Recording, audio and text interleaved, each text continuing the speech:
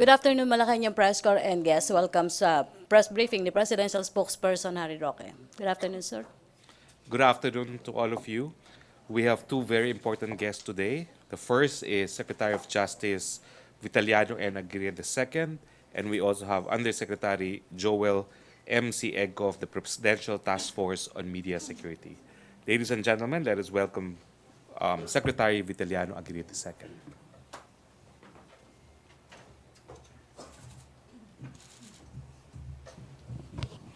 Good afternoon, ladies and gentlemen. I was requested by Secretary Harry Roque to be here this afternoon. I was informed of a possible appearance here yesterday while your secretary and the president were in Baguio, so I have to go back this early this morning. But I first attended the convention between PDP and the Communist Party of China. So I was told that you were interested, or you are going to have some questions with respect to the case of the dismissal by the RTC Valenzuela by Judge Nena Santos, of Valenzuela, of the 6.4 billion information for the importation of shabu. So I'm now ready to. MPC questions about the 6.4 billion shabu? Question. Question, Tina. Tina Mendez, Philippine Star. So, sir, hello. Good afternoon, sir. So, sir, with the dismissal sa local court, anong magiging impact ng campaign ng gobyerno on illegal drugs? Well, because of the dismissal, then it is as if there is no information yet filed against the respondents, specifically against Mr. Taguba, Kenneth Dong, Richard Cheng, and as a matter of fact, we have received information. In fact, reliable information that one of these prosecutors were trying to get out of the country, but he was timely prevented by the issuance of our ILBO, or the Immigration Lookout Bulletin Order.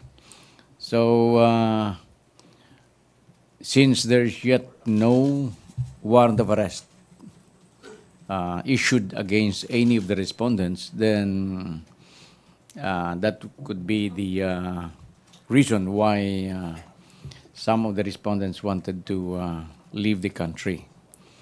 But we know also that with the dismissal of the case, the National Prosecution Service, the DOJ, filed a timely motion for reconsideration. And it was specifically originally set on January 5, but since apparently there was no notice to the DOJ panel, the hearing was reset to January 8, and it was continued. And on January 8, the incident, meaning to say the motion for reconsideration, was considered submitted for resolution after the respondents were given a 5-day period within which to comment. The 5-day period would end this coming Saturday, so by Monday, January 15, the court could issue its ruling on whether to reconsider or to affirm its dismissal order. Follow-up question? Joseph Morong. I'd like to pick up on your point, sir, that one of the, you meant respondents, no, not prosecutor, who was trying to leave the country. Prosec or one of the respondents. Respondents. Who is this, sir? I was told that it was Richard Chen. When, kailan po siya nag-attempt? Yung details niyan ay nasa with the Bureau of Immigration. And as a matter of fact, parang meron diyang other persons who was working for him so that he would be able to leave the country. When did he attempt again, sir? Sorry. When did you find out at least that he was? Last week. Okay. But the details of which are with the Bureau of Immigration. When you said there's another person working for him, this is from the government trying to help him? No, BI, well, a person who was formerly, as a matter of fact, still connected with the BI, but was now on AWOL, was trying to help him leave the country. Sa NAIA sa Manila or sa Clark, sir? In one of the provincial, not here in Manila.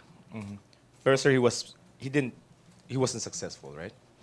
He was not successful because our senior supervision officer rejected the bribe being offered. What do you think of this trying to get out of the country by Mr. Cheng, as far as motive go or involvement in the case is concerned? Well, I didn't want to speculate, but I just wanted to lay the facts before you. That he has no impediment in leaving the country, but the only thing that is preventing him from leaving the country without any hitch is the elbow, which we have issued. And so we don't know if he still persisted in trying to leave the country through some other means or with the help of some people. So we even don't know if kung nandito pa siya. Really? And wala pa namang information from the Bureau of Immigration that he left the country already. Kaya the presumption is still he is here. Kasi yung mga whole departures or mga RTCN na lang, di ba? Ang the list that you can issue is the watch list, tama? ILBO, Immigration Lookout Bulletin lookout Order, na lang. just like the watch list. Uh-huh. So hindi natin alam na because parang twice na siyang nag-attempt to leave the country. Although after the case has been filed, so hindi natin alam kung he could leave the country through some other means. For example, if using some fake documents. Hindi natin alam yun. Sir, the BI employee who is AWOL, you've identified this person? Yes, we have identified him. Any actions on him, sir? Or her? Wala pa kami. Actually, pinahanap ko nga sa MBI. Alright, cool. Thank you, sir. Question? Follow up? MPC? Yes, ma'am. Denesca. Microphone. Pia. Thank you. Good afternoon, sir. What did you do differently dun sa motion for reconsideration I've as reviewed. compared with the previous? Because as it turned out, dismissed. So what did we do differently this time to make sure that they won't get away with the crime? Well, I reviewed what happened because, as you have already known, the Office of the Secretary does not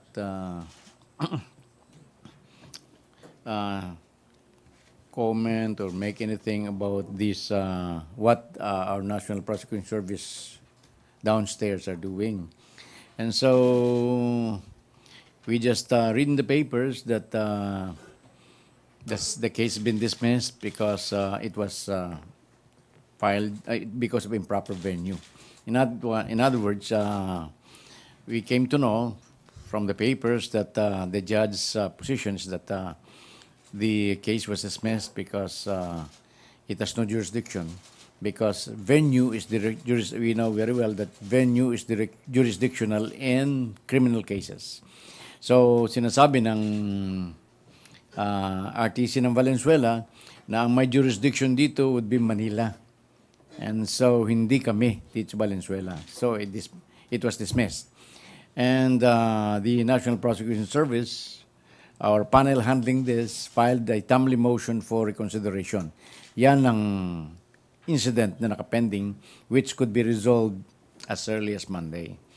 So, on the part of the National Prosecution Service, it argued that it is improper for the Valenzuela RTC to dismiss the same because it is not correct to say that it has no venue, it has no jurisdiction over this case because of improper venue. Sinasabi ng NPS that may jurisdiction kayo dyan because your dismissal order was premised on the fact that the importation, ang question dito is there importation? O where is, meron pa bang importation after it entered the Bureau of Customs? Sinasabi ng National Prosecution Service, mayroon pa. Kasi ang importation na sinasabi ninyo that is being considered by the court, yung importation in view of the violation with the Customs and Tariff Code. So importation on. So sinasabi naman ng NPS, hindi maaaring ganun sapagkat hindi mo maaaring i-import yan. Kasi only the non-contrabands, yung legal, in other words, yung hindi bawal na mga goods ang pwedeng i-import. You could not validly import, ang argument ng NPS, ng mga contrabands. So, wherever it is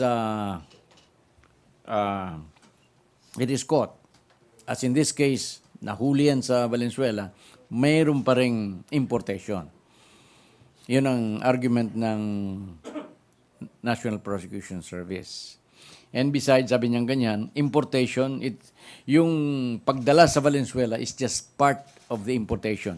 In other words, it is a continuing process. Kaya't pag ganyang continuing offense, kahit saan, in any place where one of the elements of the offense happened, pwede mong i-file dyan.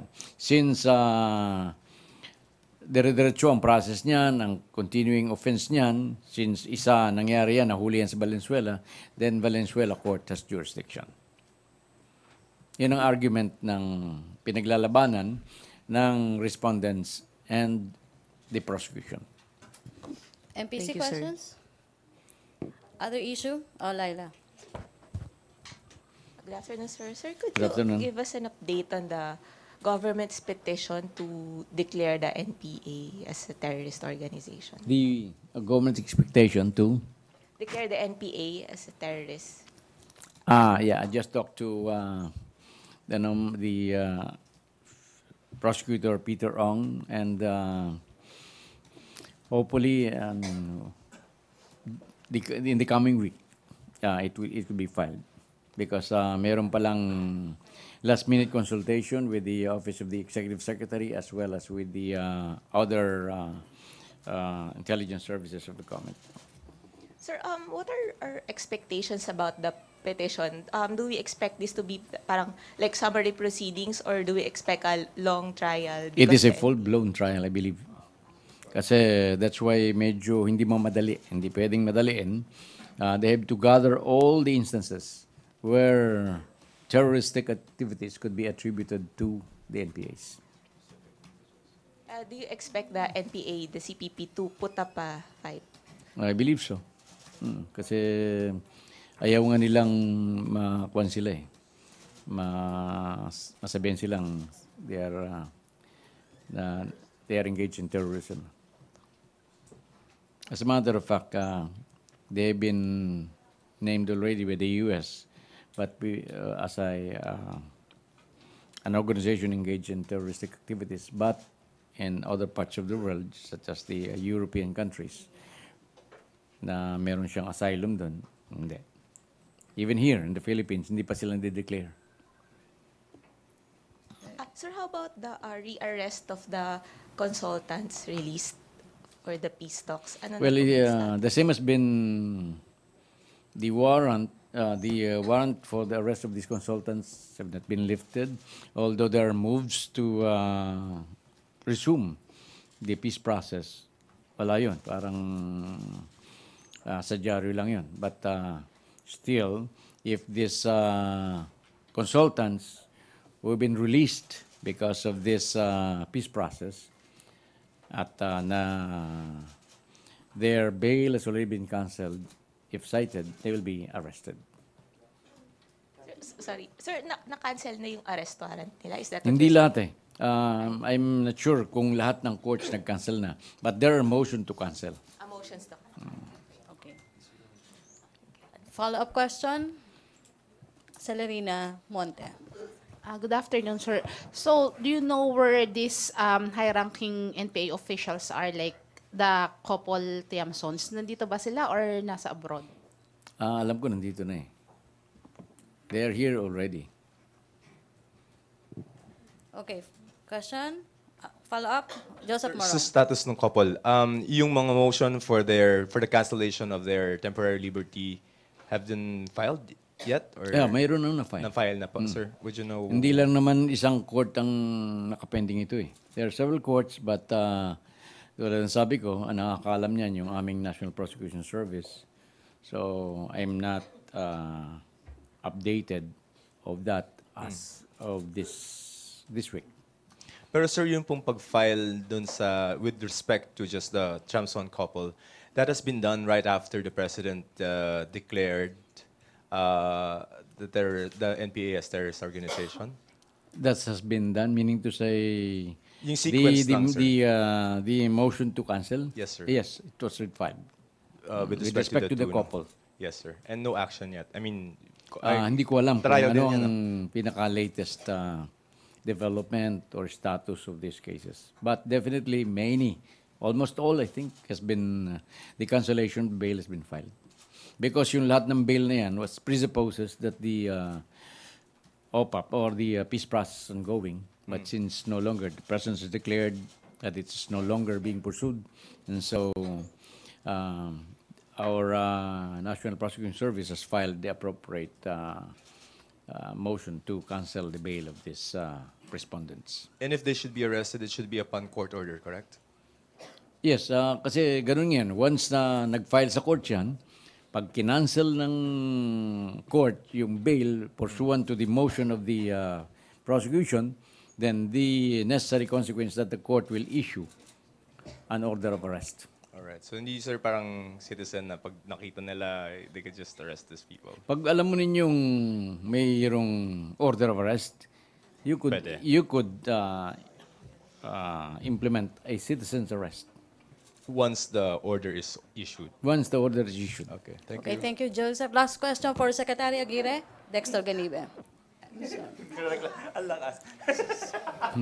Last three. Last three. Tina and then Rosalie. Sir, any follow-up po dun sa reports that the CA, dun sa kaso ni Palawan Governor or dun sa kay Reyes na involvement ng CA Justice daw is retiring early, may insinuation na Actually, I wanted to be prepared on that, but I asked my prosecutors to give me a briefer. Pero alam mo yan, once a criminal case is on appeal, like this Ortega case, nasa hands of the Office of the Solicitor General, SOJ na yan. Kaya't yung comment na lang ni Secretary or Soljan Joe Calida, sinasabi niyang the decisions stinks. So yun na lang. Well, as to the basis, hindi ko po alam yun. Kaya hindi kami makakuha kanina ng, we are trying to get the dismissal or the resolution expressing that there was no probable cause for the arrest of Sir, the respondents. Just a clarification, sir, you agree with the Solgen that the decision stinks? Well, hindi ko pa nga nababasa eh. Sorry, but I'm sorry I could not comment further. Sir, any update on the case of Miss Mary Jane Veloso? Mary Jean Veloso, wala pa akong update. Sorry. Okay, thank you, Tina. Dexter Ganibe and Rosa Licos, last question for Secretary Aguirre. As a clarification lang, nabanggit nyo kanina yung supervisor ba or manager ng immigration doon sa airport sa probinsya, ni-reject niya yung bribe ni Richard Cheng. May isinampa bang kaso, sir? Ang BI o ng DOJ? May sinampang kaso? Kung about doon sa bribery attempt?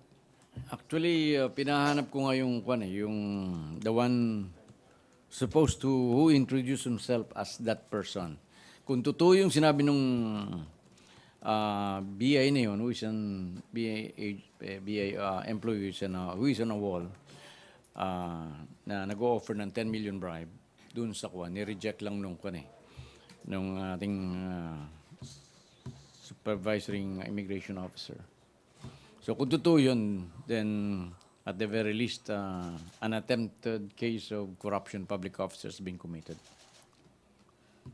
Sir, clarification lang, nabanggit nyo yung executive judge ng Valenzuela, si Judge Nena Santos. The same person ba siya yung abogado nung sa Esperat case? Sapano? Apo, sa Mama Sapano. Ng Ampatuan? Hindi ko alam eh. Kapangalan lang, sir, kapangalan. Kala ko eh. Yun nga nasa isip kanina eh. Okay, thank you. Thank you, sir. So, Thank you, Dexter. according to Secretary Roque, hindi raw parehas. Thank you. Okay, So, last kapangalan. question for Secretary Aguirre, Rosa Licos. Good afternoon po, Secretary. Good afternoon. Opo, ano po yung particular na reason ni Pangulong Duterte kung bakit nais niyang paimbestigahan muli sa DOJ yun pong kaso na umiiral na pagbebenta noon pong PNP firearms sa NPA? Opo. Yan po kasi dumaan sa discussion ng cabinet. Yung mga baril na yan, yung mga hindi pagbibigay sa atin ng baril ng US, gawa nung mayroong mga senators na nagbablock. So, tapos yung mga offer ng China and other countries to give us, to sell us these long firearms. Then, dumaan ang discussion about this 1004 AK-47. So, diyan sa nagalit siya. So, imbestigan mo nga niya, Vit, ito. Kung mayroon pa tayong may demand dito. So, immediately after the cabinet meeting, I asked General Año, who is now the OIC DILG Secretary, sinabi niya sa akin, mayroon na niya secretary na file dyan sa Ombudsman. But, ang alam ko, puro mga police officers lamang. Since wala kaming jurisdiction, doon sa aming pag-imbestiga sa mga civilian or non-military officers or non-government officers. So yun ang tinitingnan ko. Are there other persons liable na non-government officials who should be included in the charge? Yan po ang ibibigay sa akin ni General Año lahat ng mga records nila doon. And then I'm going to send this to the NBI for further investigation. Kung meron ngang hindi pa malaman natin kung meron ngang hindi pa na-file ng kaso tungkol dito sa kwento. Kasi parang galit na galit siya kasi yan ang parang ginagamit ng NPA sa pagpatay sa mga sundalo eh. Napakagandang baril niyan eh, AK-47. So, thank you very much. Okay, sorry. Last two na lang daw po. Sorry, final na to, Raymond Tinasa and then Dexter. Sir, O, just sa on the Ortega murders case. Sir, in your legal opinion, can the CA actually overrule or disregard an existing Supreme Court ruling? And does CA has the jurisdiction to determine the probable cause of a case? You're referring to the... Ex-Palawan Governor Reyes case. could you go to the specific? What particular aspect of the decision that you are I referring think to? there's a ruling of the Supreme Court to allow RTC to conduct its own determination of the probable cause, where in fact the RTC already denied the bail or application of bail of Governor Reyes. Kasi kung tama yung aking pagkakaintindi, the findings of probable cause was questioned by the respondents, the Reyes brothers, among them, the Reyes brothers.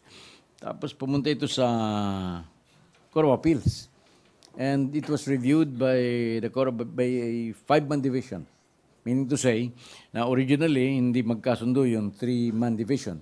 Kaya nagdagdag dyan ng 2 additional. Kaya special division of 5 yan. And dun sa 5, 3 nagsabi na no probable cause, 2 nagsabi na malakas ang ebidensya. So, hindi ko malaman kung meron ngang violation dito ng Supreme Court. If this case has already gone to the Supreme Court, and the Supreme Court has said that there was probable cause, hindi na maaaring baliktarin ng Court of Appeals. But apparently, hindi pa naman nangyayari yun. Kaya, prescinding from other issues, the Court of Appeals still has the power to rule that on the existence or non-existence of probable cause.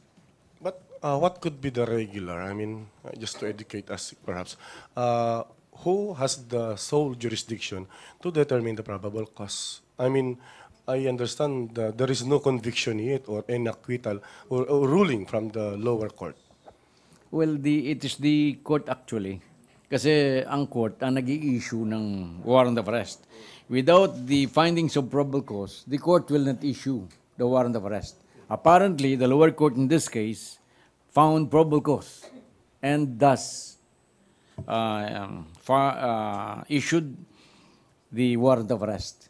This was questioned by the Reyes brothers and other respondents who went up to the Court of Appeals. And the Court of Appeals apparently reversed the findings of the RTC. Thank you, sir. Okay, thank you. Thank you, Secretary Aguirre. Now, Thank you. Thank can you. we have Undersecretary Joel Egco?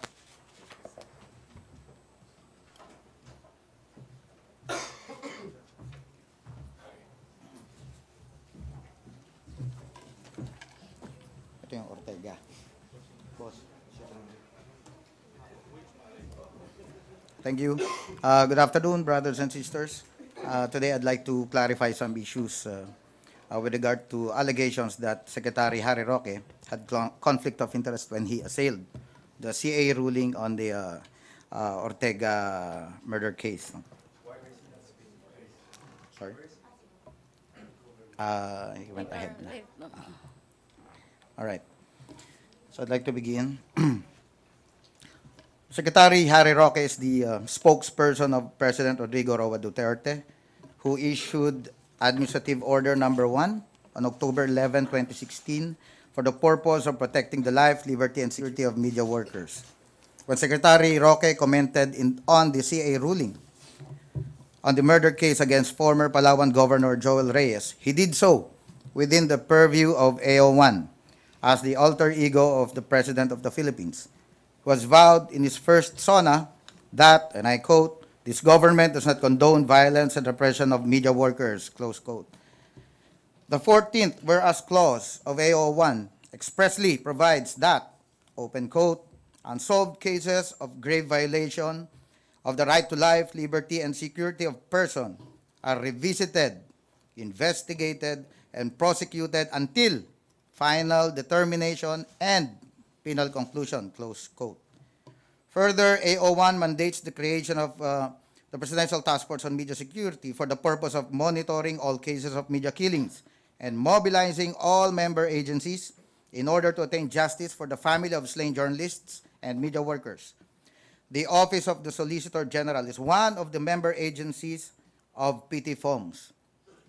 The OSG is the government's lawyer, and its chief, Solicitor General Jose Calida, has criticized the CA decision dismissing the murder case of former Palawan Governor Reyes, saying that, and I quote, "The decision of the CA stinks," close quote, and that he will conduct an investigation to, open quote, "find out where the stench came from," close quote.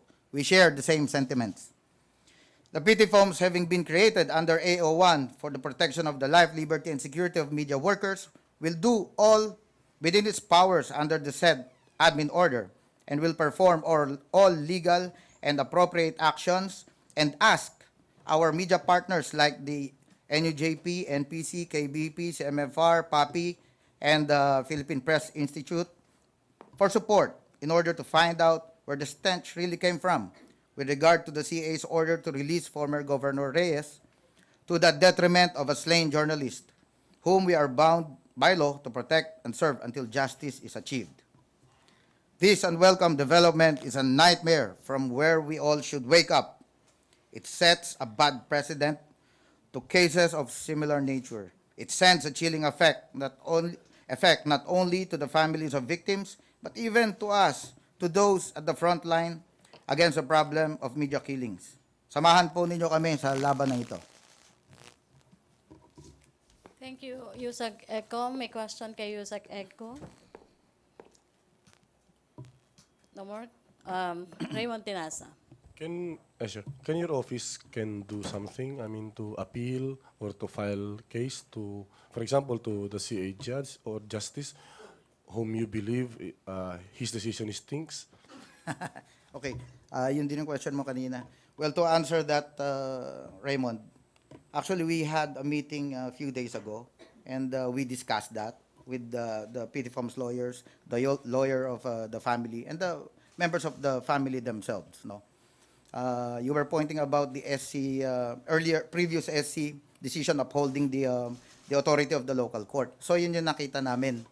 Meron nga the SC has previously upheld the right of the jurisdiction of the lower court, no, in determining probable cause. So ito yung nakikita namin na possible. I'm not saying that this is going to happen, but maybe the CA justices, maybe they're courting an administrative case, no? But well, it depends on the interested parties in this particular case, specifically the family. Kung gusto nila mag-pursue, may interest sila sa kaso, they may do so. But we are of that belief, no? Na of course Supreme Court yan. So yun yung sinasabi natin. That's why we share the sentiments of the OSG, and the OSG is a member of the task force, no? And we give our full trust and confidence to the Office of the Solicitor General to effectively seek a reversal of this nightmare, of this, according to Secretary Roque nga, the past few days, which is a travesty of justice. Natatakot ako dito, ako personally. We are at the front line of the fight against media worker killings. Napakahirap maghanap ng witness. Ang hirap mag-file ng kaso. Ang hirap magpahuli ng suspect. Ang hirap mag-monitor ng kaso sa korte. Ang daming kung ano-ano. And then, sa isang iglap, biglang mawala. What about the other more than 100 cases that we're handling? So, that's my, kumbaga, primal fear. Ito yun. And again, I'm getting very sentimental about this because 2 weeks ago, and I told Secretary Roque about this, meron tayong isang kaso na hawak na media worker killing. The person of interest was ordered dismissed by the ombudsman. The MR was, I think, rejected. And 2 weeks ago, before I think after Christmas, he was able to get an injunction from the Court of Appeals. So, well, I don't know. I'm not here to speculate or badmouth the Court of Appeals justices, but I'm not happy about it personally. Okay, thank you, Raymond. Thank you, Undersecretary Joel Eco. Can we now have Presidential Spokesperson question? Alvin Baltasar for Yusek Eco. Microphone, please. Rose? Yung sa gagawa, magandang hapon po. Pwede rin siguro sumagot si Spokes Roque kung after kay Yusek ko. Sir, ano pong reaction natin doon sa parang timing nung allegedly pasya ni Justice Pizarro na mag-retire o mag-avail ng early retirement after the controversial decision tungkol kay Reyes? I have friends also in the Court of Appeals, and I've been asking around the past few days kung ano talaga nangyari. I told some people to you know, ano naman tayo as a former journalist, yun ang trabaho natin, tatanong-tanong tayo. Isa yung sa tinanong ko lang, is it true that that particular justice is retiring? Yeah, he opted for early retirement. Well, okay. That's all I can say. So, yun. And I think there is another view here that yung tatlo kasi, there were, out of the 5, 3 yung nag-approve, ano? I think at least one, according to my source there, believes that may hirapan because may namatay na supposedly mag-corroborate doon sa witness. Pero sabi ko nga, teka, hindi ba dapat ano na yun? Mas maganda full-blown trial eh. Mas maganda ang korte na ang mag-determine yan. Well, I'm not a lawyer, but yun ang, ano ko, in my experience as, like you as a journalist, no? Puro ganun eh. So let the court determine, no? Probable cause or until guilt. But in any case, yun nga, yung sinaid ko kanina, expressly provided under AO1 hanggang penal conclusion. Talagang tututukan natin to. No, so that's why I'm going to reiterate that they were wrong in claiming that Secretary Roque had conflict of interest. Mula nung napatay si Doc Sherry 2011, I was director of the National Press Club, and we've been also calling for the immediate arrest and prosecution of the suspects in this case. And when I was president of the NPC, na-arresto siya, and we even issued a very strong statement welcoming the arrest, no? So as an conflict of interest doon, now that I'm part of government and I'm in charge of going after them, so ano yan, with everything that Secretary Roque said and everything that I'm saying now, all fall within the purview of AO1. Trabaho lang naman namin to eh. And very explicit yung sinasabi, we run after them. So we provide legal assistance, we provide any assistance that we can provide to the family. We have been in close contact with Micaela Ortega and Mampati, no? Ever since, yun ang kausap natin eh. In fact, when this happened, I was already in communication with Mica Ortega as early as Saturday. Magkausap na kami, and I told her, I assured her na pinag-uusapan namin to at pag-uusapan namin nila Secretary Roque at ng mga task force lawyers natin and members. And during our next meeting, we're going to discuss this. And I'd like also to announce that I have prepared a formal request for Solgen Calida, no, to take charge, no, to do whatever what has to be done, no, to seek a reversal, hindi lang kailangan ma-reverse to eh, because as I said, for me this is a nightmare. And kailangan pagtulong-tulungan natin to. Otherwise, tatakot ako na bumagsak yung ibang mga ganitong klase ng kaso. Hindi magandang example. Okay, questions? No more? Thank you, Undersecretary Joel Eco. Thank you po. Presidential Spokesperson Harry Roque. Wala na yung aking mga briefing materials here. Nadala mo ata. Meron pang iba. Meron pang iba. Oo. Yung, Mr. let me Eco. go to 2 good news first. Okay. Wala yung good news. Let's go first to the good news. The World Bank's Global Economic Prospects January 2018 report. We welcome the latest forecast of the World Bank in its Global Economic Prospects January 20 report, which cited the Philippines to be the fastest growing economy among ASEAN countries. With the implementation of the Tax Reform for Acceleration and Inclusion Act, the Philippines will continue to be one of the top performing economies as this will boost infrastructure spending. The big rollout of major infrastructure projects would result in a substantial increase in our gross domestic product for 2018. The timely implementation of our infrastructure program will be critical in bringing down the cost of doing business and making our exporters more competitive. More good news. The Bangko Sentral ng Pilipinas in the October 2017 foreign direct investments net inflows, the Bangko Sentral ng Pilipinas reported in the October 2017 foreign direct investments that net inflows reached 2 billion compared to 670 million last October of 2016. Foreign direct investment net inflows for the first 10 months of 2017 grew from year on year by 20.5% to US 7.9 billion. Netherlands, Singapore, Kuwait, United States, and Germany were our top sources of foreign direct investments in October 2017. According to the BSP, a significant portion of equity capital placements were channeled to electricity, gas stream, air conditioning supply activities. Meanwhile, other sectors that receive investment inflows were manufacturing, construction, real estate, wholesale, and retail trade. Now, questions? Sir, in dollars yon yung 2 billion? Dollars. Okay, in dollars yon. Pia Reñada. Sir, the Japanese Minister on Internal Affairs said that she expressed regret over the Comfort Woman statue erected in Rojas Boulevard. May we know how the President reacted to this? I think we issued the press statement and we stand by the press statement. So, sir, you're denying that the Minister I'm ever not said denying, those I'm saying words? there's a press statement prepared by Malacañang and that's the press statement. Sir, do you believe in that statement? Which one? Can you respond on the premise that she gave those remarks? Because my next do not question would know. then be how the remarks would impact on the relationship between Japan and the Philippines. Well, as I said, no, there's a press statement issued. Not everything that goes on closed doors bilateral talks can be reported upon or commented upon.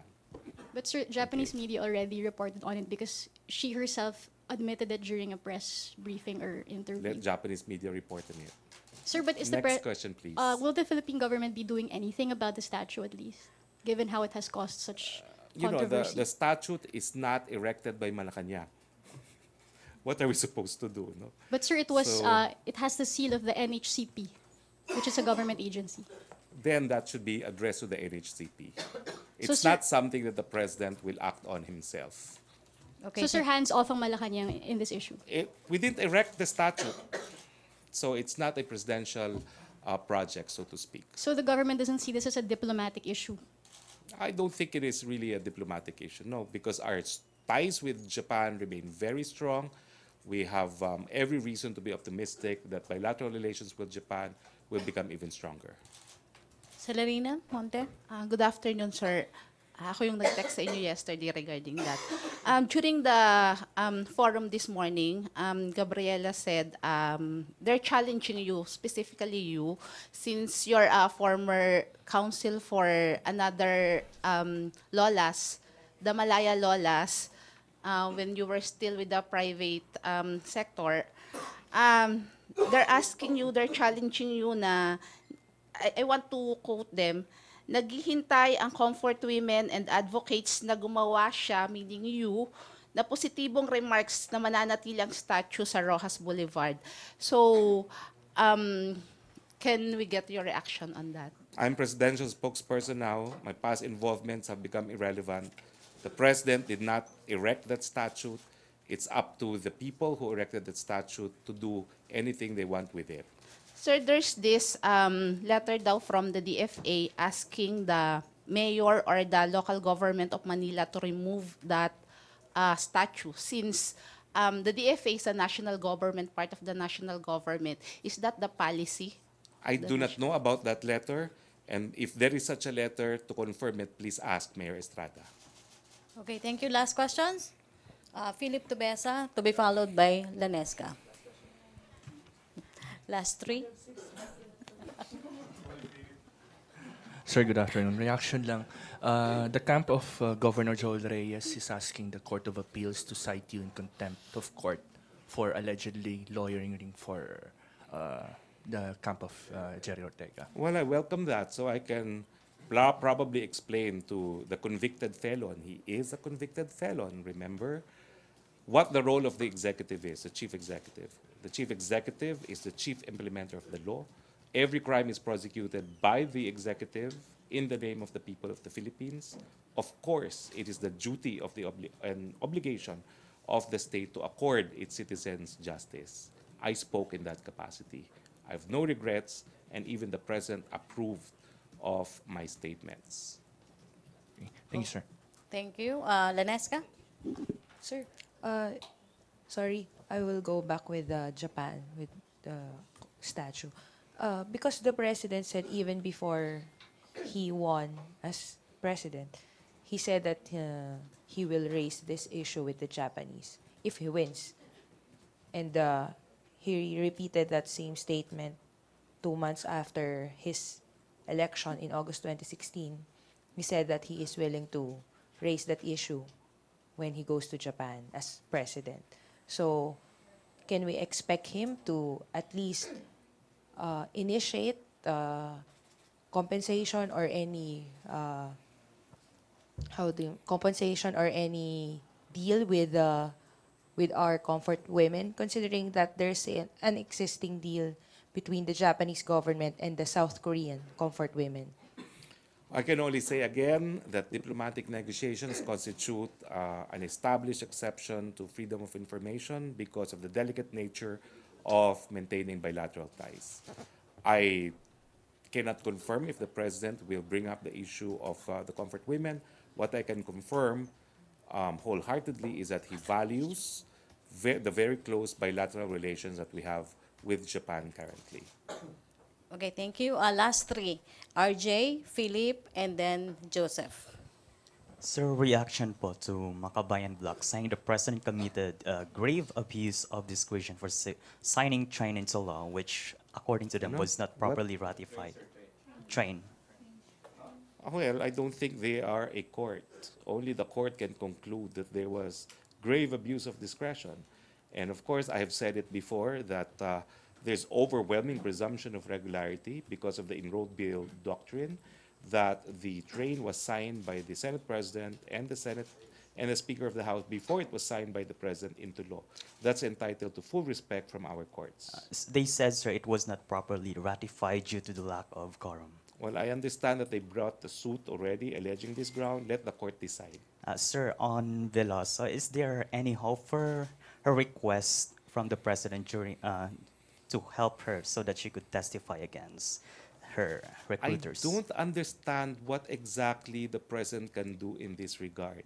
She's detained in foreign soil because of breach of Indonesian penal laws. She continues to be alive despite being meted the death penalty.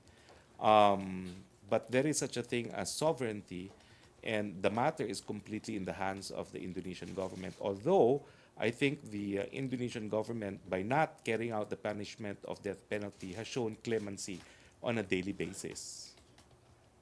All right, sir. Sir, can I ask one more? Yes, please. Yesterday, former Senator Bongbong Marcos said he will not stop pursuing his electoral protest even if the president would endorse him as a candidate for the next. Is there a possibility for the president to possibly to endorse him for the next senatorial election? I'm not aware, and as you yourself said, a decision has been made by Mr. Marcos that he will not give up his election protest. Okay. Okay, Philip? Hi, sir. Confirm na po ba yung trip ni Presidente sa India at the end of the month? I do not, well, it looks like, but you know, anything can happen. Yeah. Well, I mean, it looks like it's going to push through because it's a gathering of heads of states of ASEAN, no, in a summit with India, no. So I don't see why it will not push through, except if for some reason he decides not to push through with it. Ano po maging agenda ng Presidente?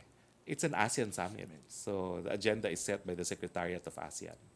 There have been criticisms before about yung size ng delegations niya pag nagtatravel siya abroad.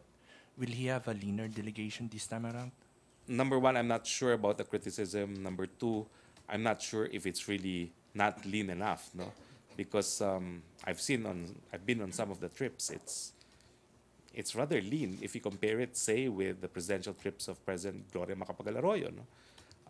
I went to some of these trips as a congressman, and there were only one or two members of Congress accompanying him, and I heard anecdotally that in past administrations there were more members of Congress that were allowed to go on these state visits.